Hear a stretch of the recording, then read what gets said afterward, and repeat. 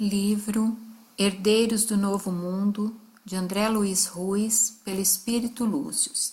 Capítulo 8. Planos inferiores. Depois de uma longa série de abusos e infrações morais, Moacir, Rafael e suas respectivas famílias encontravam-se perfeitamente envolvidos por uma teia escura de compromissos dolorosos com entidades espirituais muito necessitadas, que haviam transferido seu centro de influências para a residência de ambos, de onde coordenavam a rede de interferências nocivas, visando a derrocada de seus membros. O sucesso material, abrindo as portas largas das facilidades, havia sido a estrada por onde tais espíritos puderam imiscuir-se nas defesas das famílias. Repetia-se a velha e conhecida história dos pobres que melhoram de vida e, depois de enriquecidos, pioram de vida porque trocam as coisas do espírito pelas coisas do mundo. Isso não significava dizer que os seus membros não tinham religião definida, porque não era difícil encontrar Moacir e Valda, Rafael e Alice, dirigindo-se ao centro espírita para receber passes magnéticos. Não que se houvessem integrado a filosofia reencarnatória com a adoção de seus princípios na rotina de seus hábitos. No entanto, cultivadores da boa vida sabiam que havia muita gente de, abre aspas, olho gordo, fecha aspas, enviando-lhes maus fluidos.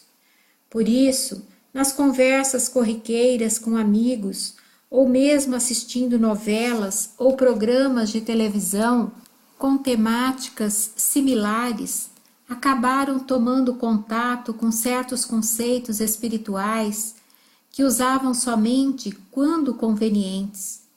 Não queriam compromissos outros que não fossem com a vida folgada.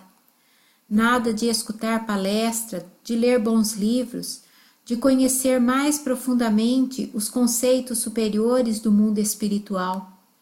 Mas era sempre bom poder contar com um, abre aspas, passezinho, fecha aspas, de vez em quando, como forma de se descarregar das coisas ruins. Queriam a fluidoterapia rápida, gratuita e sem nenhuma cobrança. E da mesma maneira que iam ao centro espírita, os membros das duas famílias não desdenhavam visitar outros caminhos religiosos, sempre que isso lhes garantisse alguma vantagem nos negócios materiais.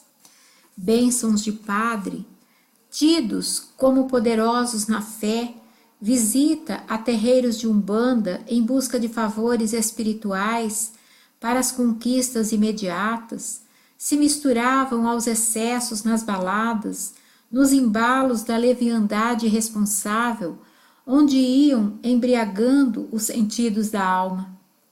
Não tardou para que Rafael se visse envolvido pelas teias fluídicas de uma jovem e esfuziante funcionária da empresa que, cultivadora de certas práticas religiosas menos dignas e valendo-se de seus contatos com médiuns a serviço das forças inferiores, conseguiu fisgar o homem rico e importante em suas redes ardilosas.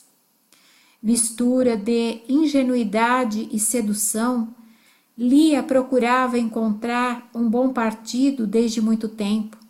Sem a cultura e a inteligência preparadas, sabia que suas chances de sucesso na vida seriam reduzidas, o que a lançava na exploração de outro setor no horizonte da existência, as possíveis vantagens de um corpo bem talhado. Certamente que não iria se entregar pelo prazer físico, isso só seria concedido ao homem que pudesse pagar pela vantagem de possuí-la, mas não um pagamento por serviços prestados. Não tinha inclinação para a prostituição. Seus planos eram mais altos. Acreditava-se no direito de ter um estilo de vida que lhe garantisse bens e conforto de que jamais pudera desfrutar desde o berço pobre que abandonara, tão logo conquistara a capacidade de sobrevivência sozinha. Afastou-se dos familiares ainda muito jovem, indo morar na residência de uma família que lhe prometera cuidados e manutenção em troca de seus serviços domésticos. No começo, tudo parecia ir muito bem, até que, com o passar do tempo e o amadurecimento do corpo, começou a receber o assédio indiscreto do chefe da casa, homem austero e aparentemente probo, que, aproveitando-se dos horários de trabalho da esposa, tratava de insinuar-se para a jovem recém-saída da adolescência, a quem havia prometido auxiliar. No início das investidas, Lia pensou em fugir, mas a dificuldade de encontrar um refúgio fê-la desistir da ideia. Depois, cogitou de contar para a dona da casa, mas por fim concluiu que isso seria mais perigoso ainda, porque seria a sua palavra contra a do marido aparentemente correto. Então, já que a fragilidade de sua condição não lhe deixava outra opção, e aquecida pelas descobertas sexuais estimulantes, aceitou o jogo de gato e rata e, em poucos meses, tornara-se a amante do patrão dentro da própria casa da família, que de nada desconfiava. Naturalmente, passara a exercer um domínio sobre o homem, a tal ponto que, fazendo-o apaixonar-se, começou a ter poderes sobre ele, descobrindo assim a fragilidade da alma humana quando exposta aos poderosos excitantes das emoções. O patrão, agora amante, se tornara quase escravo de seus desejos, presentes, dinheiro, facilidade para os seus caprichos de jovem, iam sendo conseguidos ao troco de corresponder às carências daquele menino travestido de chefe de família. O relacionamento do casal legítimo foi sendo atingido de tal maneira que, depois de mais alguns meses, marido e mulher quase não se falavam. A paixão dele havia se transformado em tão doentia dependência das carícias de Lia, que, vendo as coisas ficarem cada vez mais sérias e reunindo já as poupudas economias hauridas do relacionamento espúrio, julgou ela oportuno deixar o serviço da casa e procurar outro rumo antes que tivesse de enfrentar as desgraças de uma ruptura dolorosa e cruel. Esperou então a saída dos patrões e dos filhos e, reunindo suas coisas, deixou lacônico bilhete de despedidas e partiu dali para nunca mais regressar. Havia aprendido a duras penas que a afetividade era vantajoso tabuleiro no qual se poderia ganhar sempre, se o jogador tivesse a sabedoria de deixar o jogo na hora em que estava ganhando. E, além disso, sabendo onde trabalhava aquele que se fizera escravo das paixões, nada lhe impediria de ir buscá-lo longe do lar para retomar os encontros clandestinos e, com isso, conseguir os favores da fortuna longe das vistas da esposa. No entanto, em seus pensamentos mais secretos, Lia desejava coisa mais sólida, homem mais bem postado, relacionamento mais seguro, mesmo que fosse na imprópria condição de amante. Foi quando abre aspas, sorte, fecha aspas, a conduziu a uma oferta de emprego na empresa dos dois cunhados. Trabalharia na área da produção, área essa coordenada e fiscalizada por Rafael, o então jovem, atraente e rico proprietário. Ali viu Lia a sua grande chance, conhecendo as inclinações da maioria dos homens pelas curvas provocantes do corpo feminino e sabendo de seus atributos estéticos a lhe beneficiarem as investidas, determinou-se a usá-los para conquistar o tão sonhado equilíbrio financeiro.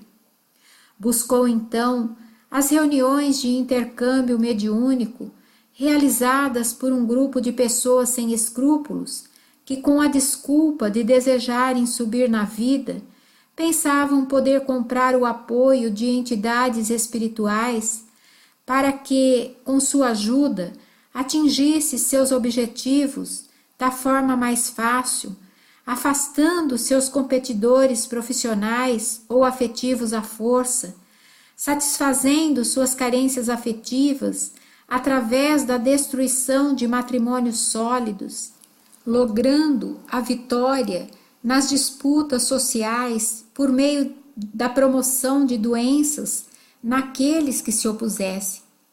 Assim, como já conhecia os mecanismos de tais trabalhos, desde quando residia com a família no litoral de seu estado, Lia retomou as antigas práticas nas quais depositava toda a sua força e empenhava o melhor de seus desejos. Queria Rafael para ela e iria conseguir, mesmo que isso lhe custasse tempo e recursos. As primeiras visitas e contatos com entidades que lhe pediam bens materiais, bebidas, cigarros e velas foram suficientes para que se estabelecesse uma sociedade perfeita para a prática do mal. Da mesma forma que ela servia aos interesses desses espíritos de baixíssimo padrão evolutivo, eles se comprometiam em facilitar a aproximação, despertando o interesse do homem pela jovem funcionária. Espírito astuto e inteligente, fora destacado pelos líderes daquele grupo invigilante para acompanhar o rapaz. Percebera que o mesmo não tinha freios morais e que em sua casa nenhuma proteção se erguia a dificultar o caminho. Aproveitando-se da falta de vigilância e oração, foi muito fácil a tal entidade acercar-se de Rafael e iniciar os processos de influenciação hipnótica, implantando em sua rede neuronal os terminais que reforçariam as necessidades primitivas do seu subconsciente, aflorando como desejos e emoções a não mais se reprimirem. Além disso, em seu centro cerebral desajustado, foi implantado um pequeno transmissor magnético que reproduzia imagens mentais da jovem ambiciosa, fazendo ressaltar suas formas exuberantes e seus meneios de fêmea provocadora. Rafael não via nada disso, mas dentro dele sua mente recebia toda a carga de imagens provocantes que não eram combatidas por qualquer atividade de oposição, nascida de virtudes e nobrezas de alma que facilmente as poderiam repudiar, e o efeito disso foi que, em poucas semanas, o sócio responsável pela área da produção começou a perceber a nova funcionária da linha de montagem. Parecia já conhecê-la de algum lugar, porque suas formas lhe eram muito familiares. Assim, contrariando as suas rotinas, o sócio passou a visitar os setores da fábrica pessoalmente, sempre procurando deter-se naqueles que lhe permitiam um maior contato visual com Lia. Astuta e matreira, a jovem começara a notar que seus esforços de aliciamento espiritual estavam dando o resultado esperado. Aproveitou-se então para pegar uma carona na facilidade, solicitando autorização para realizar horas extras no trabalho noturno. O pedido, que à primeira vista nada tinha de estranho, era na verdade a senha que indicava a sua presença na empresa no horário da noite, facilitando o contato com o seu chefe, caso isso fosse também de seu desejo. Além do mais, Lia passou a caprichar em seu visual, melhorando a aparência o suficiente para atrair os olhares masculinos, alimentando-lhes a cupidez, mas mantendo-se firme ante qualquer propósito de aproximação. Não demorou muito para que passasse a ser vista como uma funcionária bonitona e difícil. Rafael, que já se interessava pela moça e por isso fiscalizava todos os detalhes de sua ficha cadastral e sua capacidade na empresa, ficou a par de sua solicitação para a jornada noturna extraordinária. A ação espiritual inferior sobre a mente sobreexcitada abastecia-o com imagens novas. Parecia que a sorte lhe sorria com a possibilidade de estar mais próximo da já desejada fêmea. Era uma empregadinha, pensava Rafael, mas que mulher desejável era aquela? Nessa altura, as entidades coligadas a Lia passaram a exercer importante papel de provocação sexual na mente do rapaz, fazendo produzir hormônios específicos como resultado da estimulação subliminar dos centros mentais correspondentes, fustigando as células genésicas para a produção dos elementos força masculinos com os quais conseguiriam obter o tão desejado elo entre os dois. A presença obsessiva ao redor de Rafael foi intensificada. Espíritos de mulheres pervertidas o envolviam no hálito venenoso do prazer proibido, e seu corpo respondia favoravelmente ao relembrar as antigas emoções que já não conseguia mais experimentar no relacionamento estável de seu casamento. Alice lhe servia de companheira, de arrumadeira, de mãe para seus filhos, mas depois do nascimento dos mesmos, algo do encanto excitante da relação física entre eles perdera o brilho.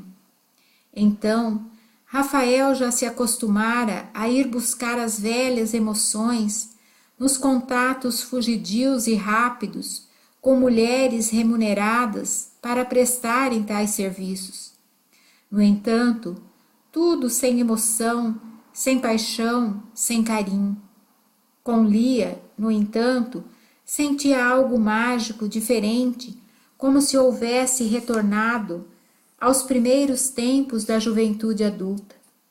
E então, resumindo a história, não foi difícil que os dois acabassem trocando intimidades acaloradas, estabelecendo-se um vínculo afetivo e entregando-se o rapaz aos encantos afetivos daquela mulher experiente nas artes da sedução. Meses depois, Lia estava grávida, conforme havia planejado. Então, o plano começava a funcionar.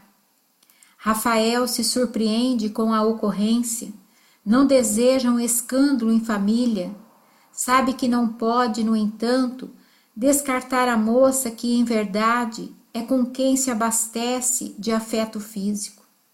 Então, combina com ela à sua volta a antiga cidade praiana. Lá adquire apartamento discreto, mas confortável, onde constrói doce aconchego para que, sob a proteção daquele teto, Lia possa trazer à vida aquele filho que ela insiste em não abortar. O filho era a arma de Lia contra Rafael, a garantia de seu bem-estar futuro nesta vida. Desde que tivesse o conforto seguro e o patrocínio de Rafael, a moça se sentiria muito feliz em poder estar longe dele por alguns dias da semana, garantida igualmente a sua liberdade e a possibilidade de desenvolver sua vida de acordo com seus próprios desejos. Poderia namorar outros homens, poderia agir como quisesse, desde que estivesse disponível a Rafael nos dias em que este prometera ir vê-la. Estabelecida uma quantia fixa para as despesas, Lia continuou a ser assalariada da empresa com a conivência de Moacir, que, inteirado das dificuldades de Rafael, auxiliou o cocunhado para que todo o problema fosse resolvido sem causar qualquer abalo ao matrimônio oficial. Com o passar dos meses e anos, Rafael preferiu ir se afastando fisicamente de Lia para que seu relacionamento adulterino não prejudicasse os seus interesses financeiros na empresa e também porque encontrara aventuras mais saborosas ao contato com outras mulheres. Afinal, pensava Moacir ao meditar sobre os azares de Rafael, os dois eram sócios nos prazeres havia já muito tempo. Nada mais justo de que se apoiarem nas horas complicadas como essa.